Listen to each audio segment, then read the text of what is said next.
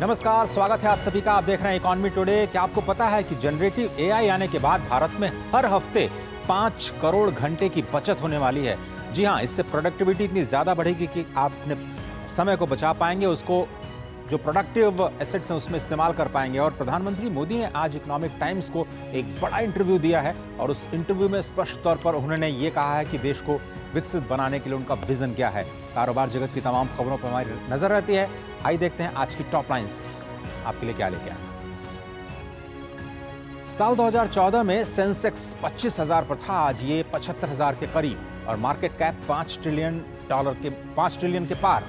देश में बेरोजगारी रिकॉर्ड निचले स्तर पर है। हाल ही में 3.2% रिकॉर्ड किया गया। पीएम मोदी का इकोनॉमिक टाइम्स को इंटरव्यू में पड़ा था।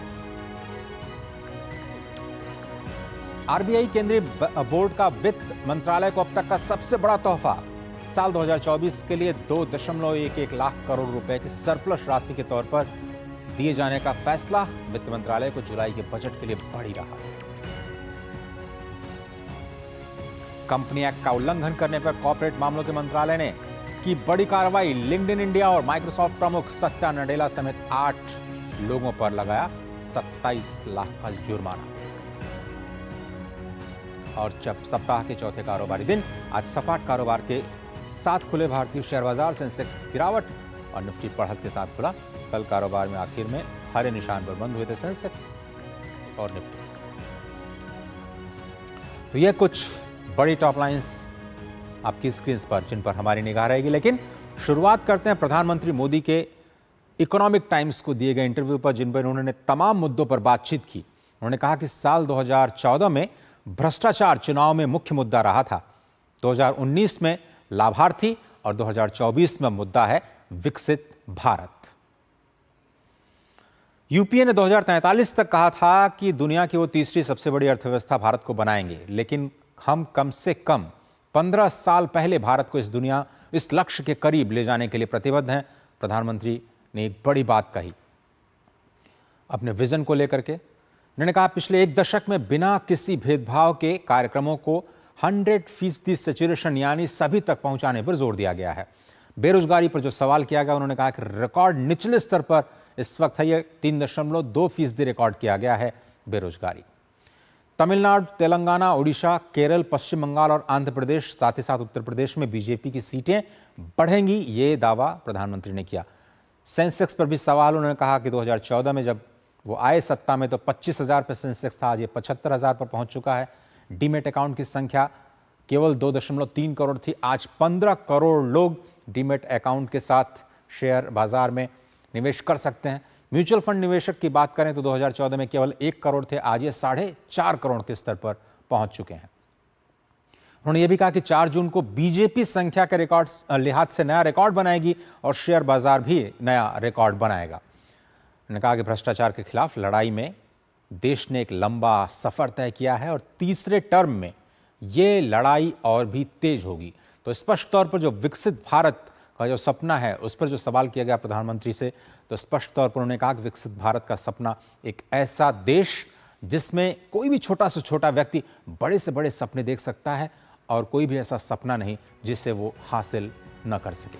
चलिए लौटते हैं बाजारों की तरफ और देखते हैं कि आज गिफ्ट निफ्टी की शुरुआत किस तरह से हुई। गिफ्ट निफ्टी 27 अंकों पर 22,677 के स्तर पर कारोबार करता हुआ नजर आया, लेकिन बाजार में इस वक्त मिला जुला रुख देखने को मिल रहा है। सेंसेक्स और निफ्टी का ओपनिंग आपको बताते हैं कि आज सेंसेक्स किस तरह 17 अंकों की गिरावट के साथ आज ओपनिंग हुई है। 74,203 का स्तर आज सेंसेक्स में, बल्कि निफ्टी आज ग्रीन जोन में खुलता हुआ नजर आया। निफ्टी 50 की ओपनिंग आज फायदे के साथ हुई। करीब फ्लैट कारोबार करता हुआ 22,599 का स्तर निफ्टी 50 का। आज के टॉप गेनर्स देख लेते हैं, जहां पर शुरुआती कारोबार में फायदा हो रहा है निवेशकों को। इंडसइंड बैंक करीब 1% ऊपर, ओएनजीसी भी 0.8%, एल&टी, एसबीआई लाइफ और एसबीआई बैंक में इस वक्त बढ़त का सिलसिला जारी है। आज के टॉप लूजर्स आपकी स्क्रीन पर आ चुके हैं। इस वक्त पावर ग्रिड में 4% से ज़्यादा की गिरावट देखी गई। सन फार्मा दवाओं में, हिंडाल्को भी दवाओं में, जेएसडब्ल्यू स्टील और ग्रासिम पर इस वक्त गिरावट का खतरा दिखाई दे रहा है। 1 से 2% नीचे इस वक्त कारोबार करता हुआ नजर आ रहा है। और अब जल्दी से देख लेते हैं कि जो अमेरिकी बाजार है उसमें आज का रुख काफ़ी फ्लैट। फेड के मिनट्स आ चुके हैं। स्पष्ट तौर पर जो ब्याज दरें हैं वो इसी स्तर पर रहेंगी। उसके बाद यूएस मार्केट में ये वायदा बाजार में फ्लैट कारोबार देखा जा रहा है। एशियाई बाजारों की बात करें तो जापान के निकी में 296 अंकों की तेजी है। हांगकांग का हैंग सेंग 293 अंक नीचे कारोबार कर रहा है। कॉस्पी फ्लैट कारोबार करता हुआ नजर आया। क्रूड ऑयल में लगातार गिरावट जारी है। चौथे दिन ये गिरावट आज भी दिखाई दी। ब्याज दरें ऊंची बने रहने की वजह से अमेरिका में ये गिरावट का सिलसिला लगातार देखा जा रहा है। 81.49 का स्तर ब्रेंट क्रूड का भाव 1 बैरल के लिए आपकी स्क्रीन पर। एक छोटा सा ब्रेक लेते हैं।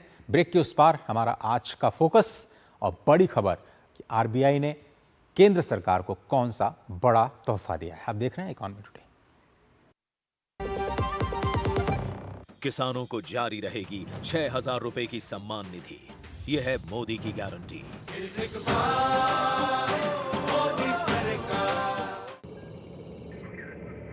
Curiosity can take you to some out of the world places. Took me to the moon today. Curious about this place? Scan this QR code before I take it off with my Seat tires.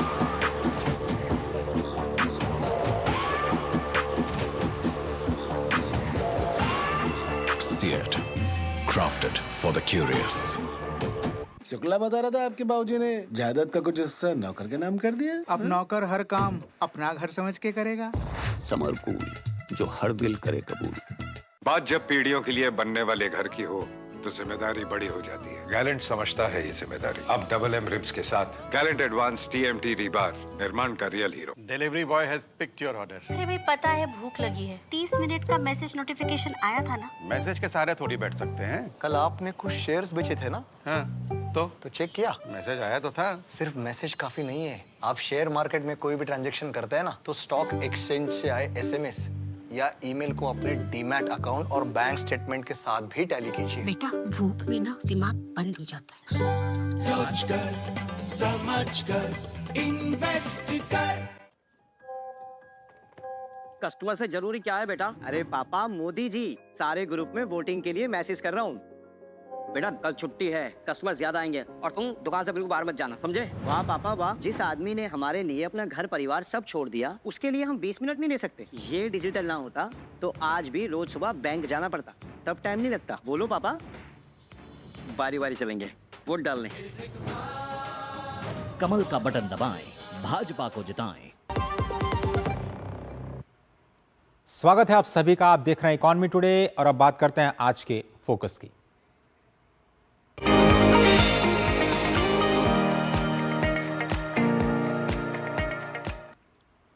माना जा रहा है कि 4 जून में नई सरकार के गठन के बाद जुलाई में आम बजट पेश किया जाएगा, लेकिन उससे पहले आरबीआई ने अपने अतिरिक्त फंड से एक मुश्त केंद्र सरकार को 2,10,874 करोड़ रुपए सरप्लस राशि के तौर पर देने को मंजूरी दे दी है। गवर्नर शक्तिकांत दास की अध्यक्षता में आरबीआई के केंद्रीय बोर्ड की बैठक में यह फैसला लिया गया। उसकी तरफ से सरकार को बतौर लाभांश दी जाने वाली अब तक की सबसे बड़ी राशि है। क्या होगा असर इस फैसले का, देखिए रिपोर्ट।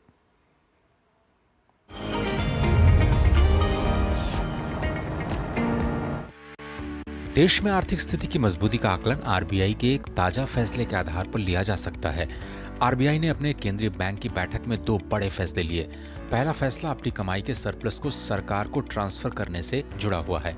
सारे आपातकालीन व्यवस्थाओं के बाद भी आरबीआई के बाद वित्त मंत्रालय को वापस करने के लिए करीब 2,11,000 करोड़ रुपए बच गए। आरबीआई का कहना है कि वित्त वर्ष 2024 के लिए सरप्लस राशि का ट्रांसफर विमल चालान समिति की सिफारिशों के आधार पर आरबीआई द्वारा अपनाए गए नए ढांचे पर आधारित है। इसके अलावा मजबूत आर्थिक स्थिति को देखते हुए आरबीआई ने अपनी बैलेंस शीट का 6.5% हिस्सा कंटिजेंसी रिस्क बफर के तौर पर रखने का भी फैसला लिया, जिसका मतलब है कि अर्थव्यवस्था में तेजी आ रही है। दरअसल आरबीआई सरकारी प्रतिभूतियों की खरीद बिक्री, बैंकों को कर्ज देने पर प्राप्त ब्याज और बॉन्ड आदि के जरिए कमाई करता है। इसका एक हिस्सा केंद्रीय बैंक आपातकालीन स्थिति से निपटने के लिए बतौर कंटिजेंट रिस्क बफर रखता है। विमल जालान समिति ने सीआरबी के लिए बैलेंस शीट का 5.5 से 6.5% का स्तर तय किया था।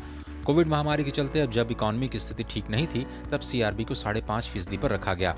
अब आर्थिक हालात काफी बेहतर हो गए हैं तो साल 2023-24 के लिए बफर स्टॉक को 6.5% करने का फैसला लिया गया है। इससे बची हुई राशि 2.11 लाख करोड़ रुपए अब सरकार को हस्तांतरित किया गया है। पहली बार साल 2018-19 में 1,71,000 करोड़ रुपए सरप्लस के तौर पर दिए गए थे। आरबीआई द्वारा ट्रांसफर की गई राशि नॉर्थ ब्लॉक के लिए अच्छी खबर इसलिए है क्योंकि सरकार आने वाले बजट में इस राशि का इस्तेमाल वित्तीय घाटे को कम करने के लिए कर सकती है। साल 2012-13 में आरबीआई का सरप्लस 33,000 करोड़ रुपए, 13-14 में करीब 52,000 करोड़ रुपए, 14-15 में 66,000 करोड़ रुपए और 17-18 में 50,000 करोड़ रुपए रहा था। माना जा रहा है कि सरप्लस के बाद अब सरकार को बजट में आरबीआई से उधार भी कम लेना पड़ेगा और इसका ब्याज दरों की स्थिति पर भी सकारात्मक असर दिखाई दे सकता है। Ajay Mishra, DD news, Delhi.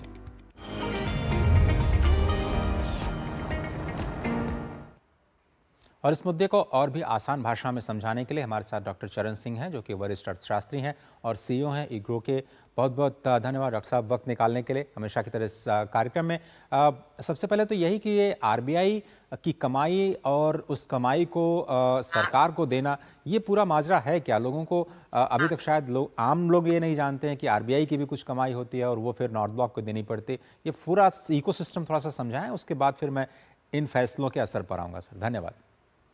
तो जो रिजर्व बैंक है, central bank of the country है, केंद्रीय बैंक है हमारे देश का, और हर देश में होता है। 186 देश में ये है। अमेरिका में भी जो फेड रिजर्व है, जब उनका प्रॉफिट बनता है डिविडेंड देने के बाद वो सरकार को दिया जाता है। ये एक अच्छा नाता समझा जाता है सेंट्रल बैंक और सरकार के अंदर। हमारे बैंक में भी, हमारे देश में भी जो रिजर्व बैंक ऑफ इंडिया है, हर साल कुछ ना कुछ प्रॉफिट बनाते हैं। उनकी बिजनेस जो चलती है, क्या बिजनेस चलती है, जैसे आपने कहा कि बॉन्ड्स हैं, सिक्योरिटीज हैं, कुछ डोमेस्टिक हैं, कुछ इंटरनेशनल हैं, उन पे इंटरेस्ट रेट आ रहा है। कुछ सिक्योरिटीज फॉरेन कंट्रीज में रखी होती है, उन पे हमें इंटरेस्ट रेट मिलता है। सरकार जब मार्केट बोरिंग्स करती हैं तो उस मार्केट बोरिंग्स पे कुछ कमीशन होता है, उस पे मिलता है। जब central bank, reserve bank of India कुछ लोन वगैरह देता है स्टेट्स को भी और सेंटर को भी, ways and means advances, short term loans होते हैं, उन पे भी इंटरेस्ट मिलता है। फिर लिक्विडिटी फैसिलिटी जो बाकी की लैफ की होती है, उसमें लिक्विडिटी एडजस्टमेंट फैसिलिटी जिसको कहते हैं रेपो के अंदर, उसमें भी इंटरेस्ट मिलता है। तो रिजर्व बैंक को और जैसे केंद्रीय सेंट्रल बैंक्स होते हैं, उनके प्रॉफिट के माध्यम काफी होते हैं, अर्निंग के माध्यम काफी होते हैं। पूरा वर्ष अपना एक्सपेंडिचर जो भी कर रहे होते हैं, उसके बाद जितना भी डिविडेंड देने के बाद जो उन्होंने बांटना होता है, रिजर्व बैंक अपनी सरकार को जो उनको ओन करती है, प्रॉफिट दिया जाता है। तो इस बार जो 2.1 ट्रिलियन रुपीस दिए गए हैं, वो एक नाप तोल कर दिए गए हैं। इसमें आपने खुद का प्रोविजनिंग जो की गई, क्योंकि इकॉनमी अभी रिकवर कर रही है बहुत अच्छे तरीके से, 6.5% की प्रोविजनिंग की गई है। ये बिमल जलान कमेटी रिपोर्ट 2019 में बनी थी, उसके तहत जैसे जैसे उन्होंने हिदायत दी थी और जिस तरीके उन्होंने कैपिटल को बफर बनाने को कहा था, बिल्कुल उसी प्रकार इन्होंने किया है। लेकिन डॉक्टर साहब, क्या इस मनी को ट्रांसफर किया या सरप्लस ट्रांसफर किया जाए, उसके लिए कोई एक बेंचमार्क कानून है, नियम है, उसके तहत आरबीआई को करना पड़ता है, या फिर ये एक परंपरा है? पिछले कुछ सालों में हमने देखा कि इस तरह की परंपरा नहीं थी। 18-19 में अचानक 1.71 लाख करोड़ रुपए सरप्लस और डिविडेंड के तौर पर दिए गए।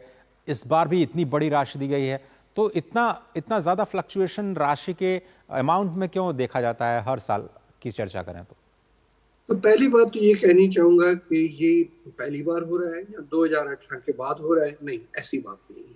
रिजर्व बैंक ऑफ इंडिया अपना प्रॉफिट सरप्लस, क्योंकि ज्यादा प्रॉफिट नहीं हो पा रहा था, जिस तरीके की इकॉनमी हमारी चल रही थी पहले, ज्यादा प्रॉफिट नहीं हो पा रहा था और जितना खर्चा होता था उसी के साथ साथ आमदन चलती थी, तो इसलिए वो इतना बड़ी न्यूज नहीं बनती थी। पर सरप्लस प्रॉफिट्स हमेशा सरकार को दिए गए हैं डिविडेंड्स के नीचे।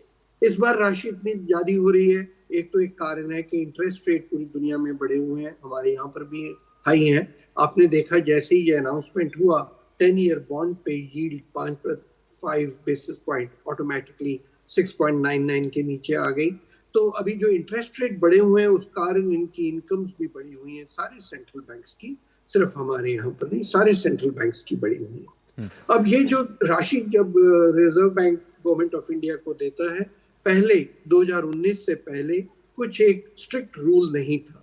2019 में बिमल जलान कमेटी रिपोर्ट बनाई गई और देखा कितना ज्यादा सरप्लस जनरेट हो रहा है रिजर्व बैंक के अंदर, तो इसमें एक किस्म के पारंपरिक तरीके से इसको कर दिया जाए ताकि सबको पता हो, एक आइडिया मिल जाए कि कितना डिस्ट्रीब्यूट होने वाला है और उसके साथ साथ फायदा ये भी होता है सरकार को भी पता लगता है कि कितना डिविडेंड आ सकता है, प्लानिंग में उसमें एडवांटेज मिल जाता है। तो वो 2019 के बाद एक किस्म का रूल बेस्ड हो गया, उससे पहले वो रूल बेस्ड नहीं था। अब सर बजट पर आते हैं, क्योंकि अब माना जा रहा है कि जुलाई में फुल टर्म का बजट सरकार पेश कर सकती है। उसमें कुछ हिस्सा होता है कि हम देखते हैं कि सरकार को बजट के लिए आरबीआई से उधार लेना पड़ता है। अब इतनी बड़ी राशि जब ट्रांसफर करने के लिए ऑलरेडी टेबल पर रखी जा चुकी है, तो आपको लगता है कि सरकार के बोरोइंग कैलेंडर में थोड़ी सी कमी देखने को मिल सकती है आने वाले बजट में? उसका असर क्या होगा? हाँ बिल्कुल, उसका असर ऑफकोर्स इंटरेस्ट रेट पे होगा। जैसे मैंने कहा कि 10 ईयर बॉन्ड की जील ऑटोमेटिकली 5 बेसिस पॉइंट अनाउंसमेंट के बाद कल से नीचे गिर गई। तो अगर मार्केट बोरिंग्स कम होंगी, और आमतौर पर जो मार्केट बोरिंग्स होती हैं वो करीब 14 लाख रुपए के करीब होती हैं हर वर्ष सेंट्रल गवर्नमेंट की, तो ऑब्वियसली उसमें थोड़ी कटौती हो सकती है। पर सबसे बड़ी बात है कि जो बजट आएगा उसमें किस तरीके का एक्सपेंडिचर प्लान किया जा रहा है। तो ये जो डिविडेंड इतना ज्यादा आया, अनप्लान्ड डिविडेंड है लोगों को और सरकार को, मुझे पूरा विश्वास है कि बजट जो प्रोविजन थी बजट एस्टिमेट में इतना बड़ा तो नहीं था, तो इसलिए ये थोड़ा अनफोर्सिंग भी है, इसलिए खुशी की भी बात है। तो उस तरीके वहां पर थोड़ी बेहतरी चीज हो सकती है, बोरिंग्स थोड़ी कम हो सकती है। इससे ज्यादा एक कॉन्फिडेंस लेवल भी बहुत अच्छा हो जाता है। जो रेटिंग एजेंसीज होती हैं उनको भी पता है कि बैंक कितना अच्छे तरीके से कर रहा है। जो बफर बढ़ाए गए हैं 6.5% रख दिए गए हैं, उससे भी एक सेंट्रल बैंक की स्ट्रेंथ पे काफी अच्छा असर पड़ता है। तो सिर्फ बजट घाटे या फिस्कल डेफिसिट की बात नहीं हो रही है, उससे जो कॉन्फिडेंस लेवल बढ़ रहा है, जो मार्केट बोरिंग्स पे असर पड़ रहा है। हाँ एक बात है, सरकार ने बजट एस्टिमेट में एक प्रोविजन किया था डिसइन्वेस्टमेंट का, तो वो थोड़ा पूरा नहीं हो पा रहा है। तो यूं भी समझा जा सकता है कि अगर ये डिविडेंड इतना ज्यादा आ गया तो वहां पर जो थोड़ी कमी रह गई थी तो वो भरपूर हो जाएगी। इस कारण जो फिस्कल डेफिसिट का फिगर है, जिस पे हम लोग ग्लाइड पाथ की बात कर रहे हैं और जिस पे हमें पूरी दुनिया देख रही है कि हमने अपना फिस्कल सिचुएशन कैसे संभाली है। हाँ अगर डिसइन्वेस्टमेंट में थोड़ी कमी हुई है, डिविडेंड ने उसको भरपूर कर दिया, तो बहुत अच्छी ओवरऑल एक बहुत अच्छी पिक्चर उभर कर आ रही है। डॉक्टर साहब, क्या इस राशि का अगर हम थोड़ा सा एनालिसिस करने का प्रयास करें तो इकोनॉमी की स्थिति क्या दिखाई देती है? आपने कहा कि स्ट्रांग इकोनॉमी है, उसकी वजह से ये सरप्लस बढ़े हैं और सरकार को दिए गए हैं।